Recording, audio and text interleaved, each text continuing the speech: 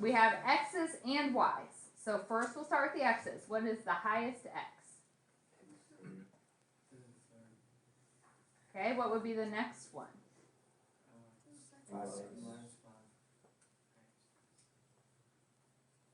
Okay, so now we have two things left, but only one of them has an x. So x is first, so that'd be plus 7xy. And that means my last term, 3y to the third. All right, so when you guys see that question on your test tomorrow, everybody knows what to do. All right.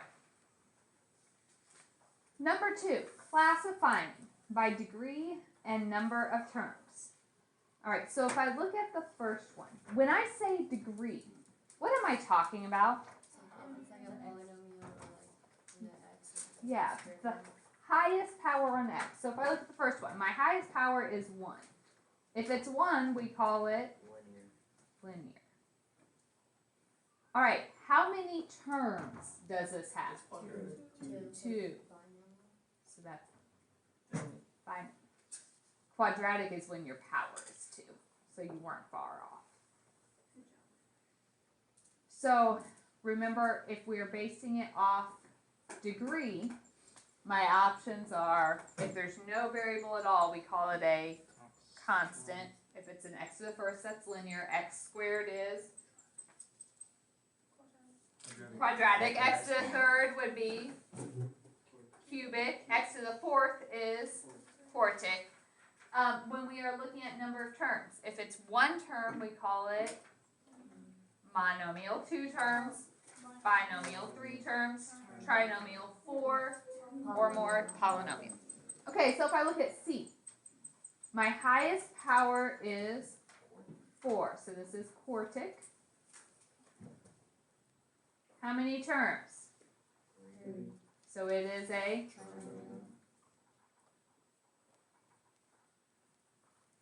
If I go to E, my highest power is, so it is a,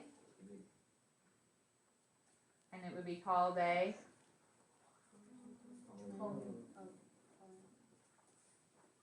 because we have 4 terms. All right. Any questions on those?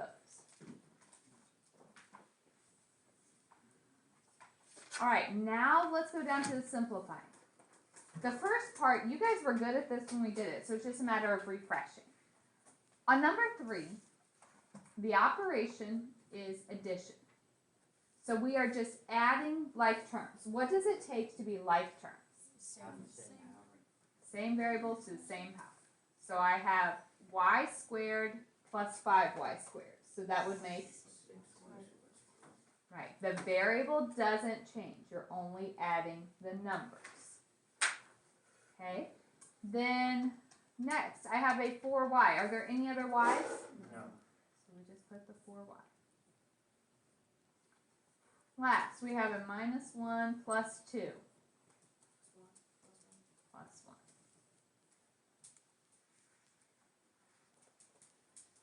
Right, so we'll have questions like this on the test. I am not doing multiple choice questions on this test because the last test we had a lot of people that were not showing me any work and missed a lot of points because of it. So I took away the multiple choice option to force you to show work. Okay, so make sure you know what you're doing here. Number 5, what do we have to do? Add like terms, but yeah, this one's subtraction. So we make it a plus, and we distribute the negative. All right, so now when we add like terms, 7x to the third plus negative 4x to the third. 2x squared plus 3x squared.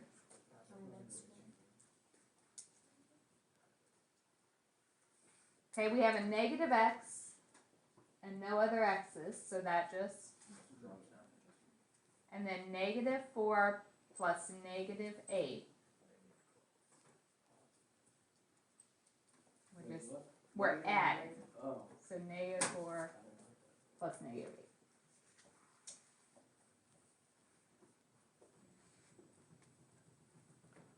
All right. Number 7. There is no addition or subtraction between these parentheses. So what are we doing? We have to multiply, so we have to distribute or FOIL everything. So when you multiply x times 2x, we get 2x squared.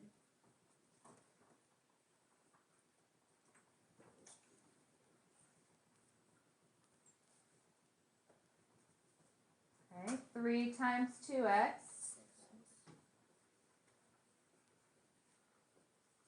and 3 times 3. Are we finished? No, we have like terms. So you have to add those. So 2x squared plus 9x plus 9. Is this helping? Number 9. If I have this whole thing squared, what does that mean? We're taking this times itself. So there are 2 of them. And then we FOIL. So 2a times 2a. 2a times 7. 7 times 2a. And 7 times 7.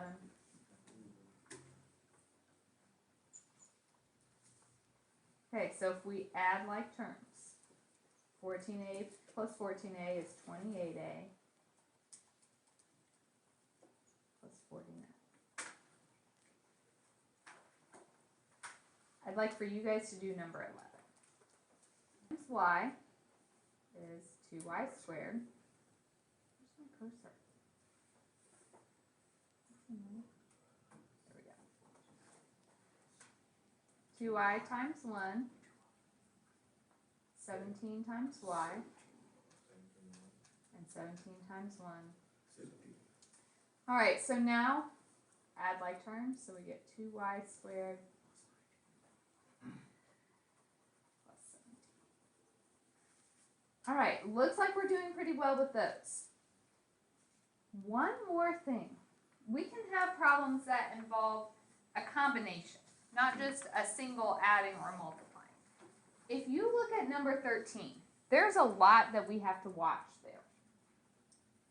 When I see an x minus 5 squared, what does that mean?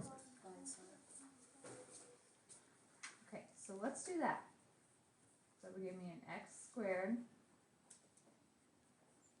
minus 5x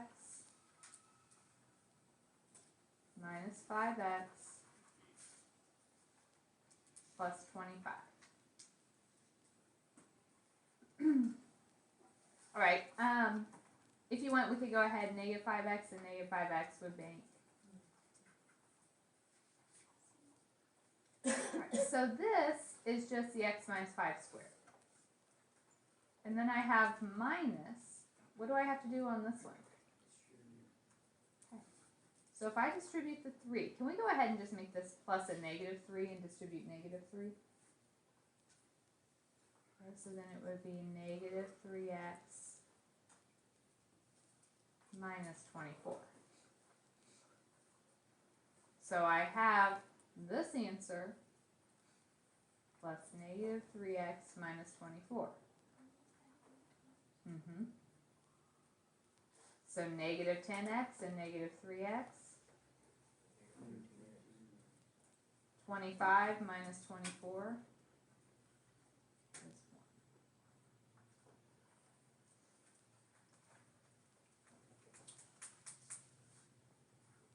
is 1.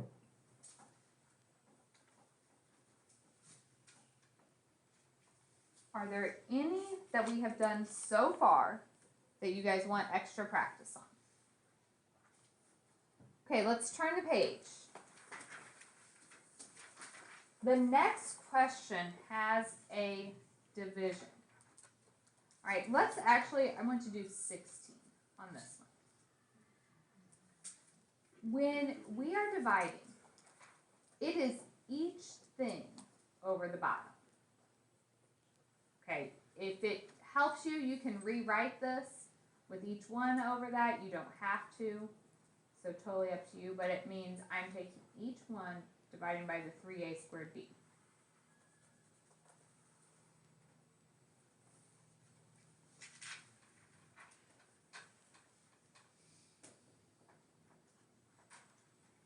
All right, so 30 divided by 3. When you're dividing, what do we do with those exponents? So that would be a to the, okay, if there's no exponent written, what is it? So b to the third over b to the first would be b squared. Right. 12 divided by 3. A to the fourth over a squared would be a.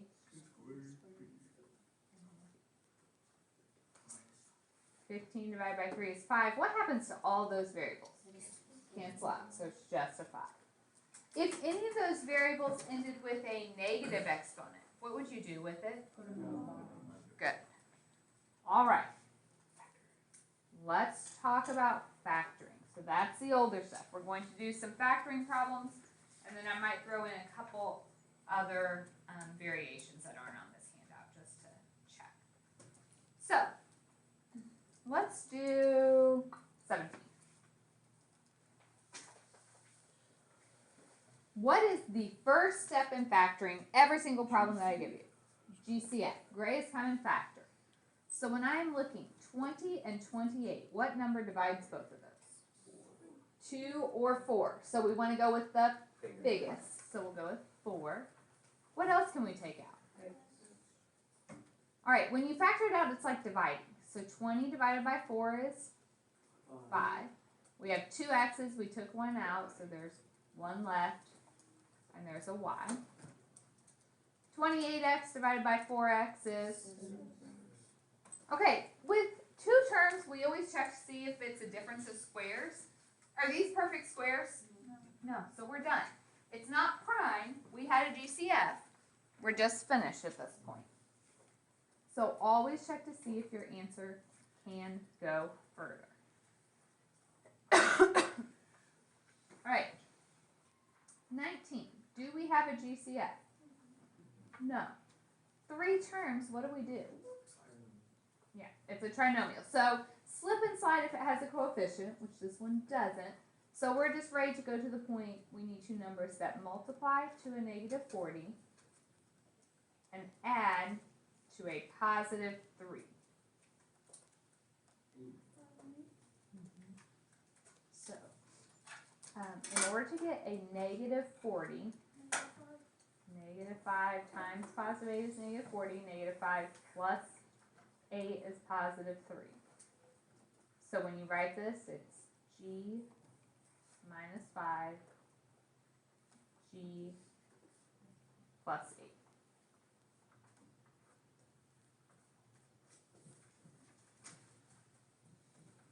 On 20, what would we have to do? Slip and slide. So we should look, there's no GCF. So we have w squared plus 10w, 7 times 3 is 21. So now, what multiplies to a positive 21? 7 times 3 equals 21. 7 plus 3 equals 10. So that's w plus 7, w plus 3. All right, everybody staying with me? What now? Divide. That was probably one of the most common mistakes, is forgetting we start out multiplying by 3, so we have to divide by 3. So 7 over 3 doesn't reduce, so the 3 slides back in front of the w. And 3 divided by 3 is... All right. 21.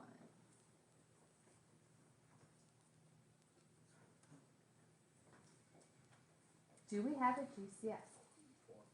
4. What are we left with?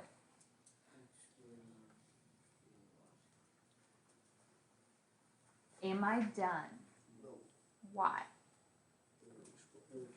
They're perfect squares. So remember how the perfect squares go. It's two parentheses. One has plus, one has minus. What is the square root of x squared?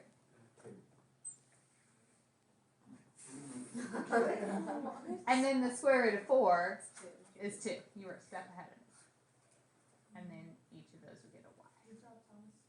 So the x squared breaks into an x, the 4y squared breaks into a 2y. Does it matter where the positive and the negative sign are? It doesn't matter which parentheses is positive and which one's negative, no.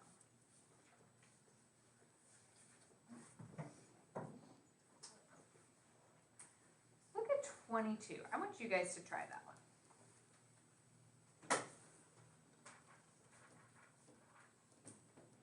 So 22? 22, yep.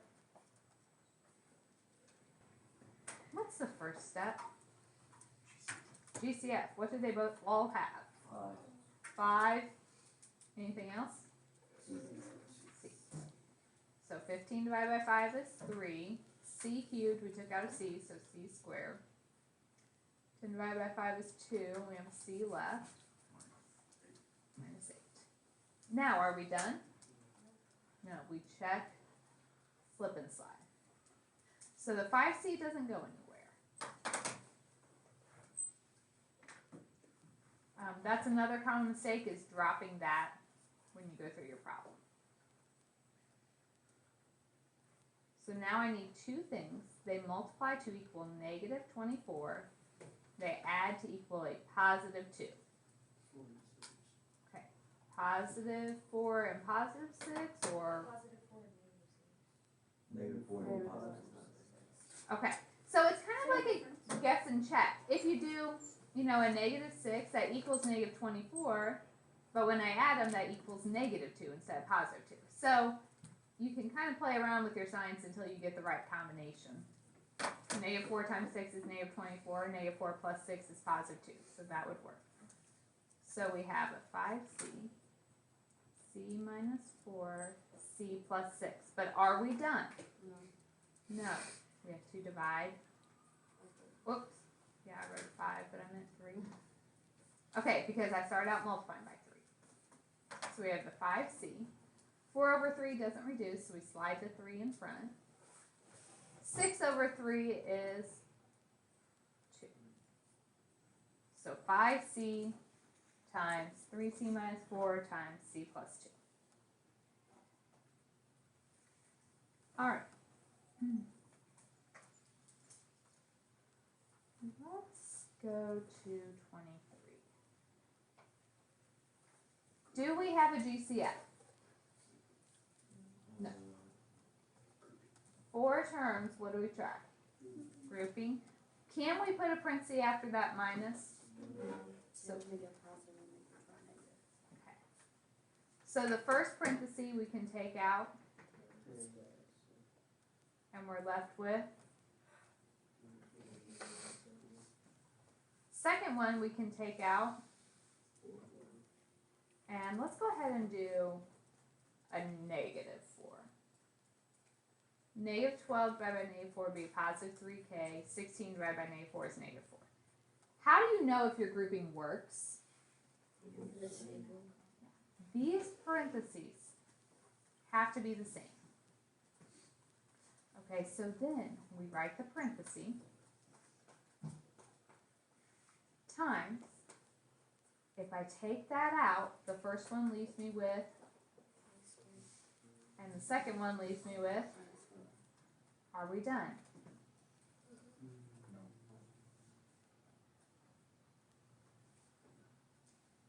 Why not?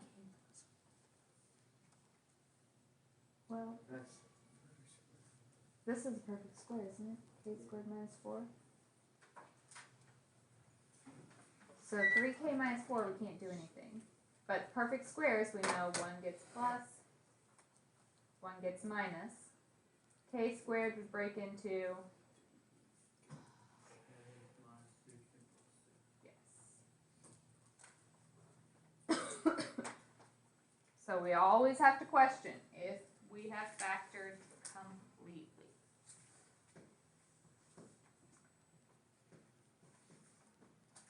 Okay, let's go to, you guys need to try a problem, don't you? Sure. Sure. Alright, try 25 and 27.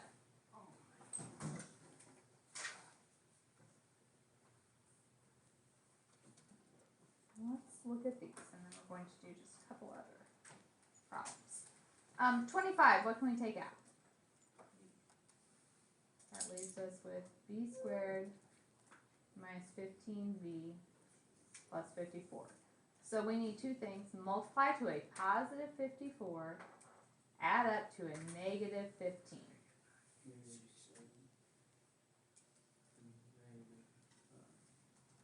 That multiplies to 56. Is it 18? Negative 18 plus 15. That would So 8 and give you a 7. negative 54 though. Is it negative 8, negative 7? That usually multiplies to 56. Negative 36 and positive 8? So if we do like negative 9 times negative 6 is positive 54. Negative 9 plus negative 6 is negative 15. So v minus 9, v minus 6. And we don't lose that v that we pulled out at the beginning. Yeah. 27, what can we take out? 280. 280. So that leaves us with an a to the fourth, b to the second, minus 2 plus, 15. and that's all we can do on that one. All right, let's do one more grouping problem because I only did one of those. So 28, we put the first two together, make it a plus and negative r, and then the last two. All right, everybody sticking with me? We don't have very much longer left. So if I look at this, what can we take out of the first two? R squared. All right, what about the second one? We can't take out anything, okay? So if I make this, if I take out r squared, that's r plus 3. If I don't take out anything, this is negative r minus 3. Can I keep going with my grouping? No, they don't match. So what do we have to take out of that one? Negative 1.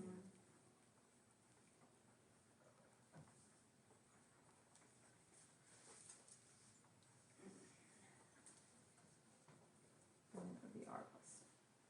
So now they both have r plus 3, so if we factor that out,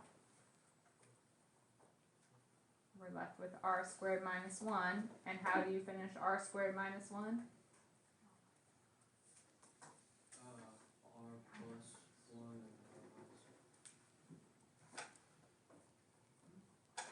1. All right, 29 and 30. I have changed those questions. So on 29, I have made it y squared plus 3y minus 8. So I am looking for two numbers that multiply to negative 8 and add to a positive 3. What are things that can multiply to negative 8? We can do negative 1 times positive 8, negative 2 times 4. Can we do anything else? No. Do either of those add up to 3? What do we call it if we can't do anything? Prime.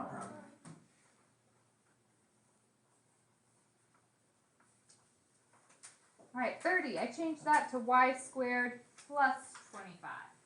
I'm gonna guess prime, Why is it prime? because it's a plus. It's a plus. We can only factor them when they're subtracted. All right. Anything on here that we need extra practice with?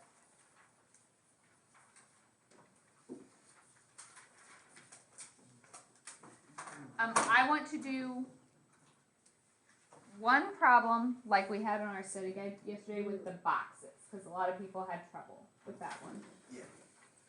So if I gave you a figure,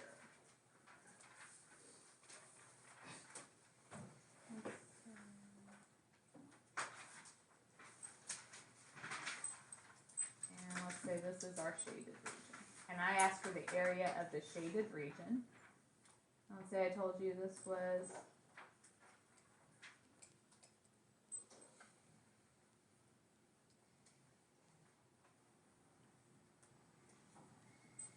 Okay, so if I want to find the area, where do we begin? The outside. Okay, so the whole figure. How do you find area of a rectangle? X plus 1 times x minus 3. So if we multiply x times x X squared minus, three X.